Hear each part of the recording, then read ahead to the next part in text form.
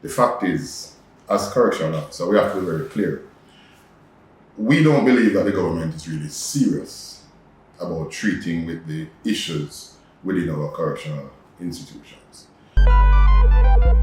Mr. Turner, you are aware of all that ensued last week Sunday with the massacre in Clarendon and the subsequent arguments and discussions that flowed from that in terms of how something so horrific was planned or, unfolded. And what the Prime Minister and the Acting Commissioner of Police have both said is that some of it stemmed from behind bars in terms of the plans. What we have seen from that as a result is correctional officers getting some of the blame. Persons are saying, well, the prisoners can't just get up and release information from a prison. They have to have a facilitator. And some Jamaicans believe that those facilitators are correctional officers. I mean, you represent them at the bargaining table. How do you respond to that, per se? All right, thank you for that. I must start to indicate clearly that as correctional officers, we will not sit and take the blame for these assertions coming from the minister, more so our defense minister with the Prime Minister. The fact is, as correctional officer, we have to be very clear. We don't believe that the government is really serious about treating with the issues within our correctional institutions. We can narrow it down to the issue as it relates to cell phones behind bars. This has been a long-standing issue as it relates to how these phones reach behind the bars. Our prisons are surrounded by communities, very close communities. There's a lot that comes into our prison without the correctional officer's knowledge, based on the environments where our prisons are located. What do you mean? Every single day, one of the issues that we have is things coming over the fence of our prisons. Our two maximum security prisons, Tower Street and St. Catherine.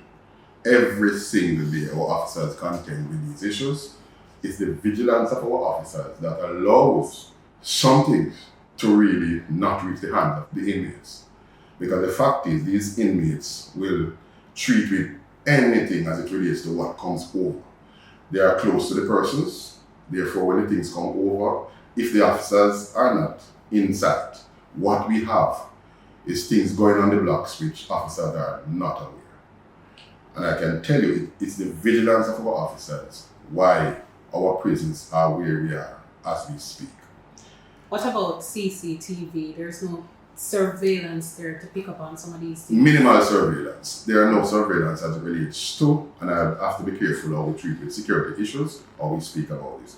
But there are minimal surveillance. As it relates to the environment around the prison, there is not much surveillance. The officers, the eyes of the officers is what really gives as it relates to what comes in from outside. Every single day we have those to contend with. However, let me just say, the government is not serious about our prisons.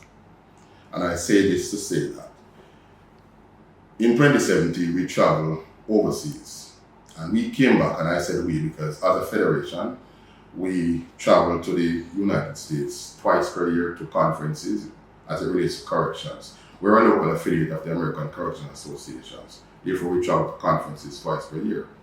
We came back with a proposal from a conference in Boston, and the then Commissioner, Rowe, was at that conference. He was there. There were issues as it relates to phones, but what we came back with is to how these phones can be useless to the prisoners.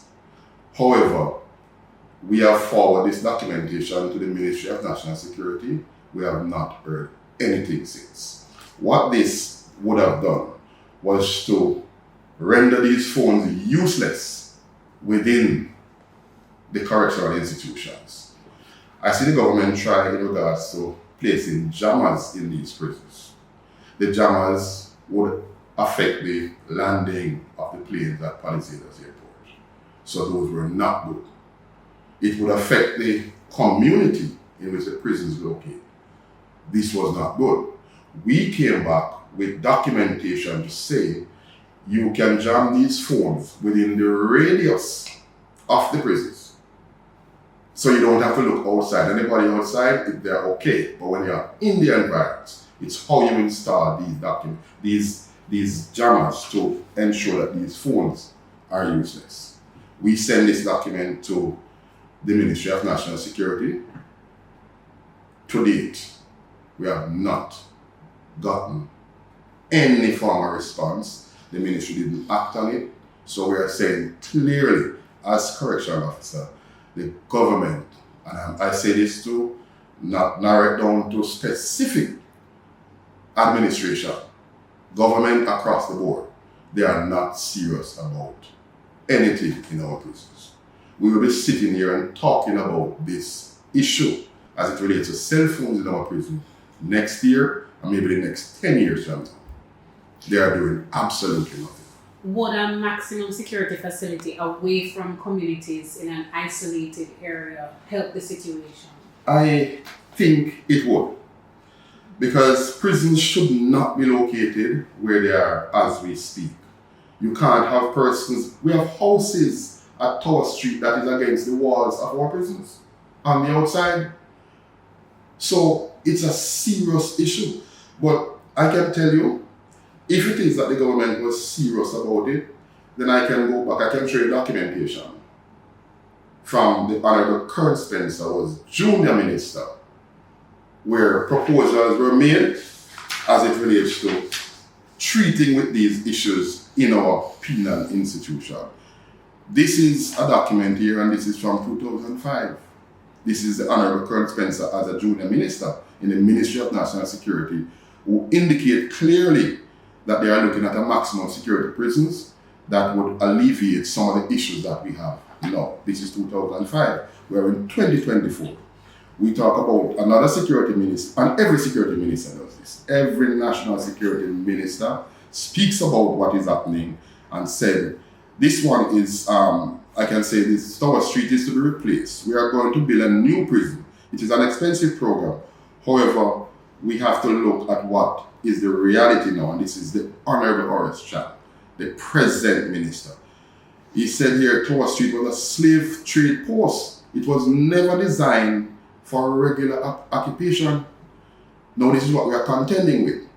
We are seeing videos coming out of prison where prisoners are saying that the institution is falling down.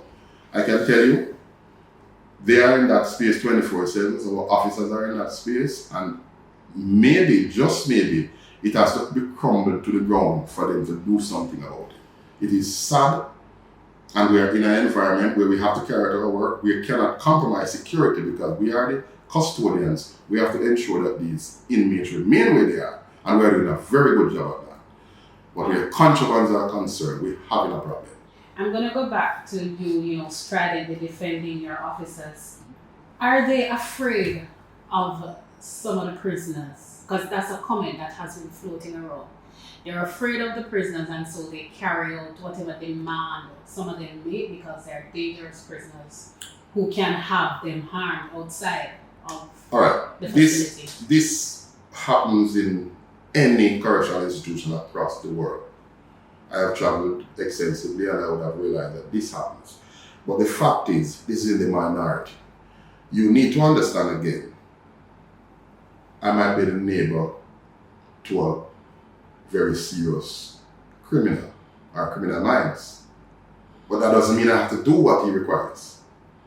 But the fact still remains, the blame cannot be placed at the feet of our officer, because we need the help to ensure that if a prisoner has our cell phones, it has no use.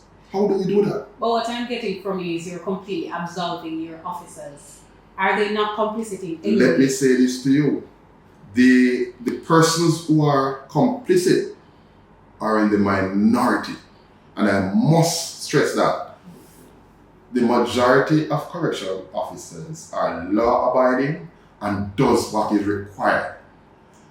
So there's a small minority that treats with things in a negative way. However, when such persons are caught, they are removed from the system. So we are fully aware of that. There are bad eggs amongst us, but they are in the minority. the majority of our officers are law-abiding persons. So we are doing a good job, but we need the assistance to ensure that whatever is being bantered about to say, well, persons are using cell phones in our prisons, and yes, they are using cell phones, but our officers are doing their best. So we need the help of the government to treat with these cell phones issue. These cell phones are not going through the gate, because I can tell you many of our institutions, the gate entrance is a very secure space. Our officers come under stringent searches going through those gates. But we must also understand that these prisons are located within communities right around these prisons, Stour Street, St. Catherine. So things come over these walls 24/7. So our officers cannot see everything, but we see a lot. What are some of the things that come over the wall, and what are some of the ways in which people, are discovered to be smuggling stuff into the prison? If a person is sending in a phone inside the prison over the wall, that will be so packaged in a way that anytime it falls, nothing is wrong with that. So cell phones comes in, ganja comes in over the walls, knives comes in over the walls. Some time ago, you would have recalled many years ago, it was rumored that there was a firearm in Tower Street. It was never found. Obviously, it was a rumor. But I can tell you, it's not beyond us to have firearms coming over those walls in the prisons. It's just the vigilance of our officers why these things don't really reach inside the prisons. And we are working and we'll continue to work. So have they found firearms? No, never found a firearm. It was rumored many years ago, about 15 years ago, that there was a firearm in Tower Street. And I was part of the then search team that we searched the entire prison. We dig every single way searching for it because it was coming from good source. But to date, it was never found. So maybe, just maybe, it was never there. But I can tell you, it is not beyond the outside world to send whatever they want inside the prisons. So we have to be vigilant. And our officers are vigilant. We are trying our best. But without the assistance of the policymakers to treat with these issues, we will continue to have these problems and it will continue to be worse.